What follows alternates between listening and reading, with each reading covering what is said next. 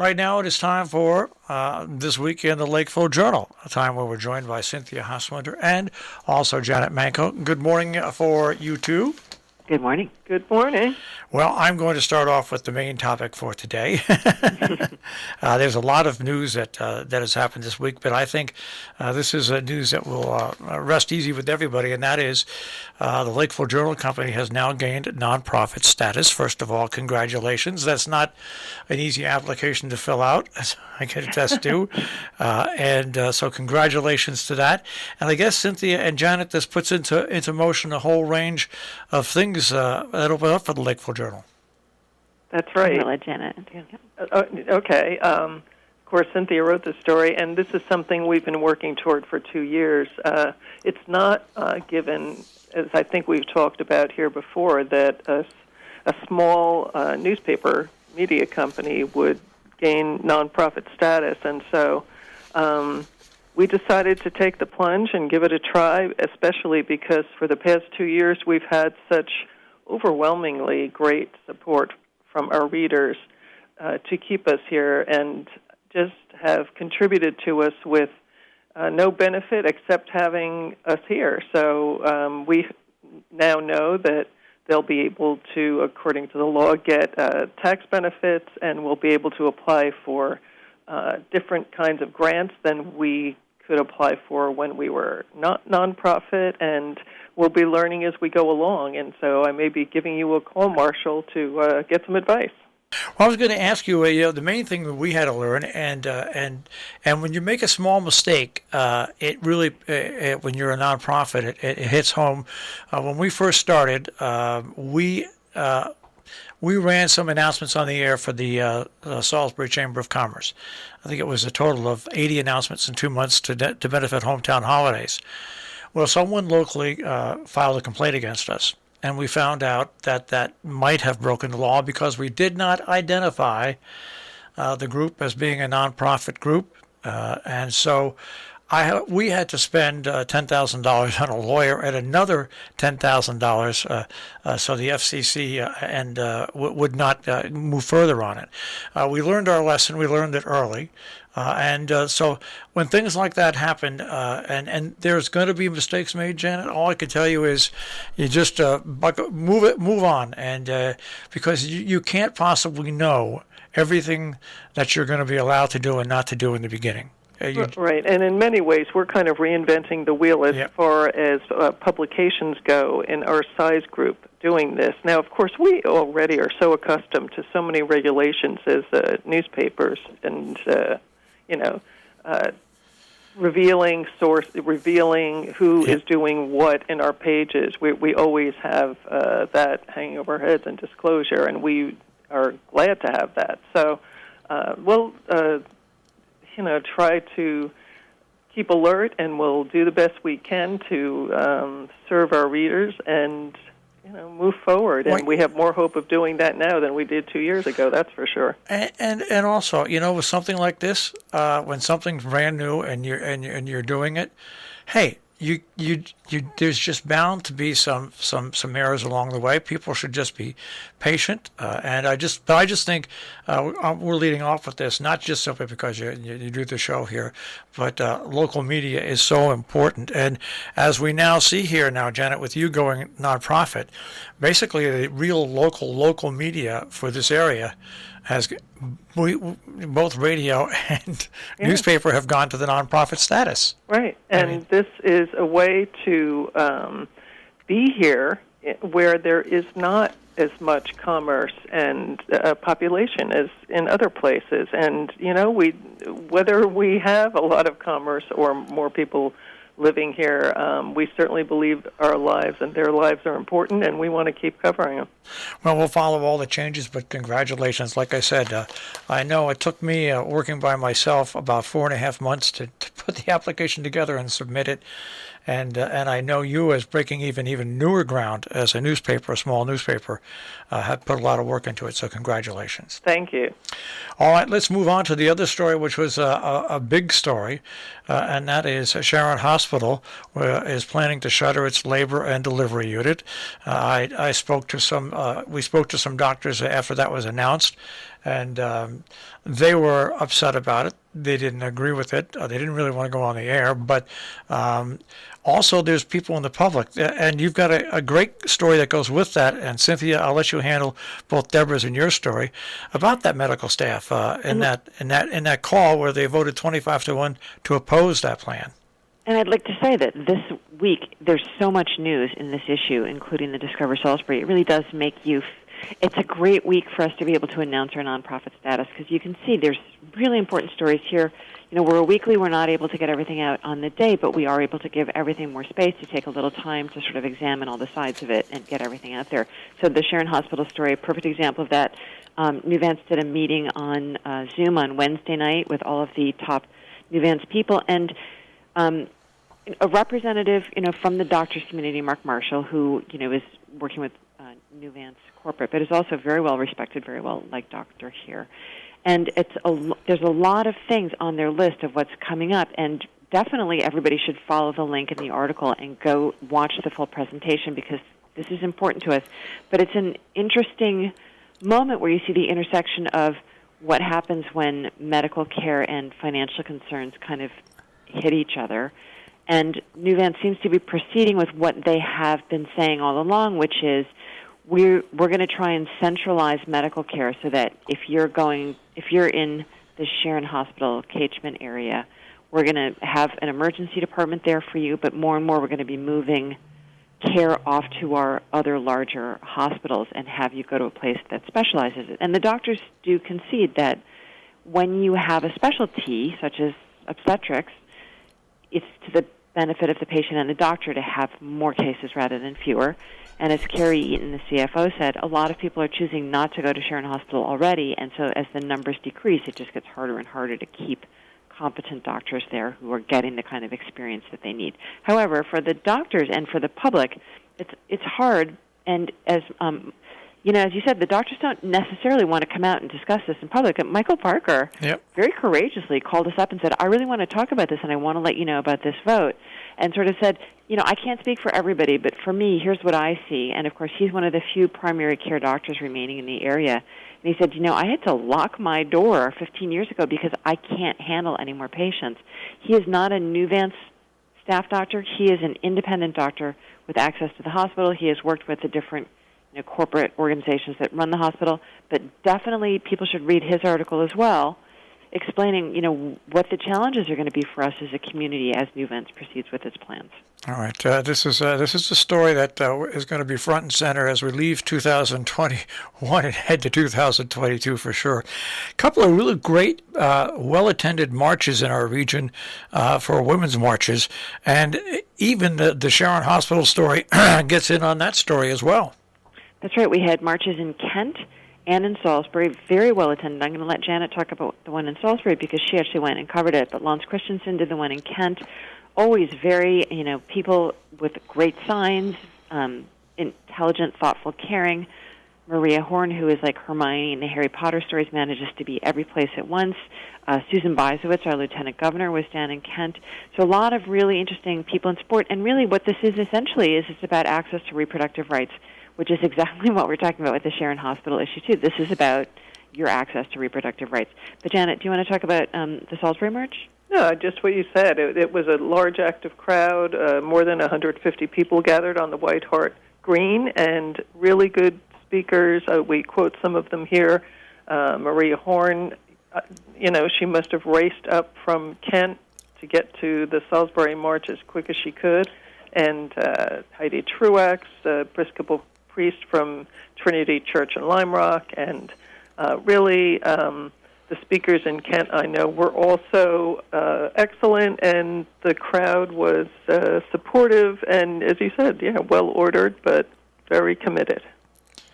And to go along with that, we had a judge yesterday basically try to strike down what happened in Texas. We'll see what happens. That was a judge that was appointed by Barack Obama, by the way. It seems like a lifetime ago. Right.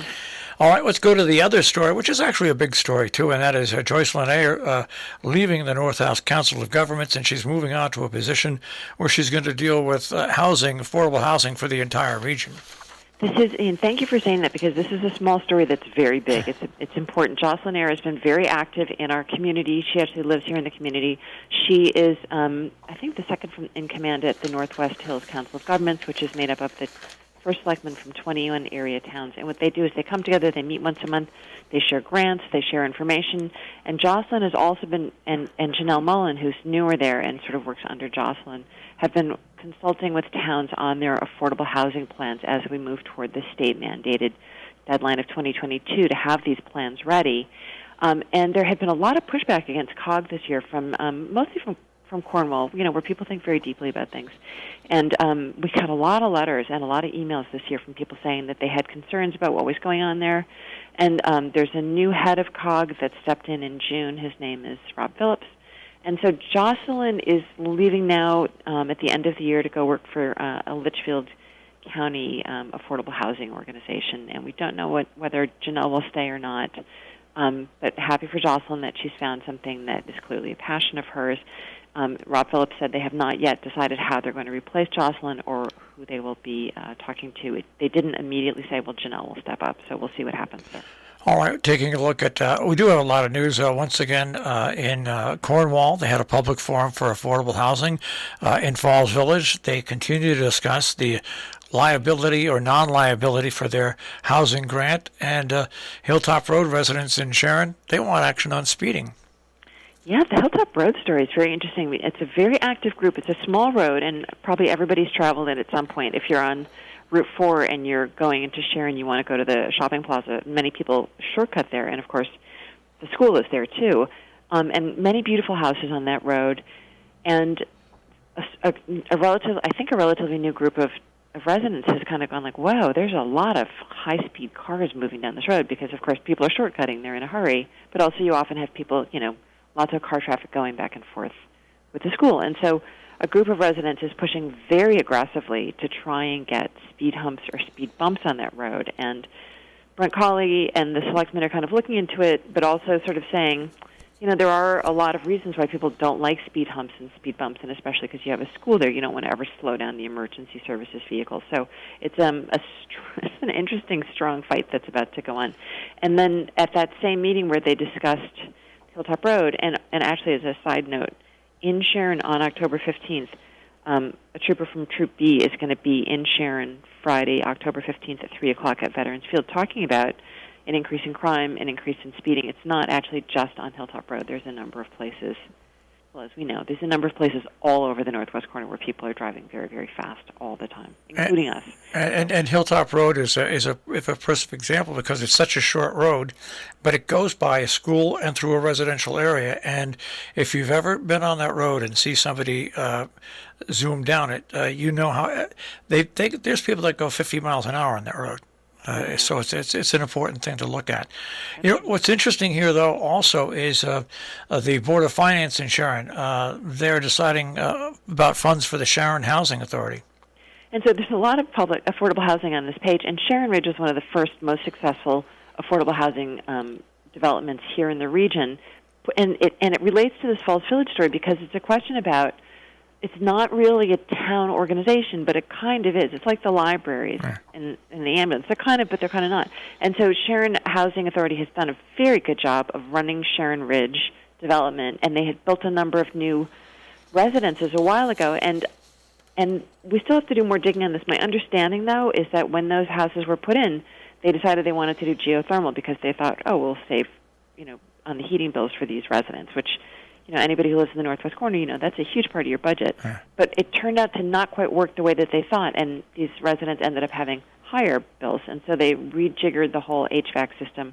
Eversource at the time had said that they would help them out financially with that. Anybody who's watching knows this is a very bad time for Eversource. They're getting hit all over the place with, government concern about their response to storms, and they've been doing cutbacks, so they don't have a ton of money floating around. So it's not clear that the town is going to get those funds that were sort of promised to them. So this is a whole discussion about, the government and the town government, whether the town government's liable to pay for this loan and, about $100,000. So it was discussed at the Board of Selectmen's meeting. It was sent forward to the Board of Finance. They'll discuss it, and then it'll go to a town meeting. But that's essentially what they're talking about in Falls Village as well, which is if they build this affordable housing project, the federal grant for it has to go through the town. If for some reason there's a problem with that Falls Village affordable housing development, will the town be on the hook for about $800,000, and will taxpayers have to then pick up that cost, which is, that's a lot of money. So all connected on this one page. All right, interesting story at the end of that, the Board of Finance story. Sharon got themselves a brand new replacement for Ella Clark, and the replacement for Ella Clark, who everybody knows in town, Mary O'Reilly, took a job back at Housatonic Valley Regional High School, so we now have Donna DiMartino in that position. And boy, are we lucky, because Donna's amazing. Yes. And she was a nurse and important at Salisbury, visiting nurse, and anybody who's had an end-of-life situation knows that when Donna shows up, it's just such a relief. She's so competent. She's so kind. But it's weird. They've had a hard, and Ella Clark, literally hard shoes to fill. She was so amazing as a social services agent. And I think they've had now 2 different people who have come in and left within a year. And Mary O'Reilly, of course, is the wife of the former principal of Sharon Center School, Philip O'Reilly, and she had been a longtime Spanish teacher at Housatonic. So she's now going back into the school system and is teaching again. And you've got a big ad that has been placed by Salisbury Lake Homeowners, which is a news story if anybody has been following planning and zoning or the inland wetlands in Salisbury. There's a big brush up between maybe expanding regulations and not. And this is a very interesting 2-page ad which explains exactly what the problem is. It's fascinating not only because it gives an explanation, but because you see all the names of the people that signed the petition, and it's a very unexpectedly diverse group. We had sort of been feeling all along that it was sort of a, Hatfield and McCoy thing between the Lakeville Lake property owners who are very vigilant, and the Twin Lakes property owners who have been vocally opposed to new regulations from the Inland Wetlands Conservation Commission. And this is something that hits people in all of our towns, which is when there's water, and that includes the Housatonic River or a lake, more and more there's legislation to protect that water because there's a lot of chemical runoff, and there's a lot of, you don't want to have a lot of activity along the shores because a lot of the water bodies are dying because minerals are getting in there, grass is getting in there, you've got invasive plants getting in there, you've got invasive animals getting in there. So Salisbury's, the Lakeville Lake group had come to town and said, we'd like to tighten up the restrictions a little bit and actually have them at least meet the state standards. So Inland Wetlands is doing their best to kind of revise these regulations. People in the Twin Lakes initially had been the ones to kind of say, we don't want somebody telling us that we have to get a permit to mow our lawn, which is not exactly, I think the people in the Lakeville Lake group are saying that the Twin Lakes people are exaggerating a little bit. But so it's worth watching. It doesn't just impact people who live on these 2 lakes. It also impacts anybody who's in any of our towns and lives near water, whether you have a pond on your property or a river. It's going to be interesting to see whether they're able to come to an agreement on what these regulations should be. All right, and the Our Towns page, we've got a couple of stories of North Canaan and a couple from Lakeville. Nice to see kids able to do art projects together as a group. Nice project at North Canaan Elementary, where Alicia Roy continues to be a very interesting principal and is doing a lot of interesting projects. And then students at Salisbury Central School's after-school program, inspired by Ellen Graystick of Sharon and her American Mural Project in Winstead. And then Marietta Whittlesey, who is a very interesting long-time local person, had been an equestrian and a journalist. And she's been doing a lot of work with people. She's a therapist and has a lot of support with people with PTSD and stress, but also was working now with people who are trying to reach peak performance and even using hypnosis and some more progressive kind of therapies. And then Milen Murray had called us up and said, hey, we're having our anniversary at the Northwest Connecticut Rod and Gun Club, which is on Route 7, just down the road from us here. It's in North Canaan, and an interesting place and a nice sort of story. I think that, people have an inclination to think, that hunters and, and people who use bows are not thinking about the environment. And what they'll often say is, we're thinking the most about the environment because we're out there in it all the time, and it's important to us to keep the populations of animals healthy without letting them overwhelm the resources that are available to them. So, interesting always, and a nice story by Hunter Lyle. All right, we have a few minutes left. Let's go to the editorial page and the opinion pages. Janet, your editorial talks about the change for the Lakeville Journal. That's right. We give further details on how the process began and how it went and who helped us with it, including 2 law firms, one in D.C. and one in Hartford. Really amazing support that helped us get where we are today. And this is part of our ongoing pledge to be transparent and to disclose everything we're doing. So by all means, give it a read. We talk about the fact that we're not going to be endorsing during elections. However, we will continue to sponsor candidate forums with the League of Women Voters, and we did one just last night in Amenia. So that was exciting, and we're excited to continue that and continue to serve our readership, even expanding it with different sorts of grants and support that we should be able to access. So, and we have plenty of good letters, different topics, the hospital, the women's marches, resignation of Bill Willis as a Board of Finance member after many years of service, 24 years. About time he got some free time. And 2 columns, one Bill Schmick on the shortage of natural gas, and Dick Ollis on whether our current administration, the president is another FDR, LBJ, or Jimmy Carter. So give that a read. And you've got Peter Steiner's cartoon and editorial as well there. I guess we can go right now to the Tri-Corner calendar and see what's going on in our region entertainment-wise. So very quickly, we have a 3-page compass, which is exciting, and we are able to put in a list of books from some local authors and some streaming choices from Ed Furman and Patrick on why he loves P.G. Woodhouse. But we'd really like to talk about Discover Salisbury, our 40-page supplement with a lot of history on Salisbury. And we do these Discover special issues a couple times a year, and we do different towns in our coverage area.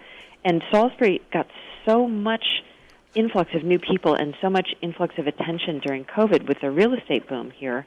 People really wanted to move to Salisbury, and so we have a lot of new people who who want to learn about the town, but we also have a lot of people who maybe have lived here for a long time who are thinking like, oh, well, what's the fuss all about? And so we try to explain that in there. This is not just an interesting book for people who live in Salisbury. I would say any town you live in, it's very educational, and a beautiful cover photo by James Clark. All right. And, of course, online, tricornernews.com at your newsstands, and also home delivery. None of that's going to change, right, Janet? That's right. Everything should pretty much be the same from the reader's point of view, except we are hoping to be able to expand how we cover what we cover and do some more things than we do now. So looking at this issue, it's hard to imagine because, boy, our folks really did a lot, and we're really proud of this issue. So don't miss it this week or the Millerton News. All right, tricornernews.com, and it's the Lakeville Journal. Guys, we'll speak to you next week. Thank you so much. That is This Week in the Lakeville Journal. You can hear this show every Thursday morning, right around 8:35, where we take a look at some of the stories that you find in the Lakeville Journal, and also we stray over to the Millerton News as well. And as I said, you can find them whenever you want at tricornernews.com. You can get the editions of the paper there. You can get it home delivery or pick it up throughout the region through one of the many areas, one of the many stores that have the Lakeville Journal on display.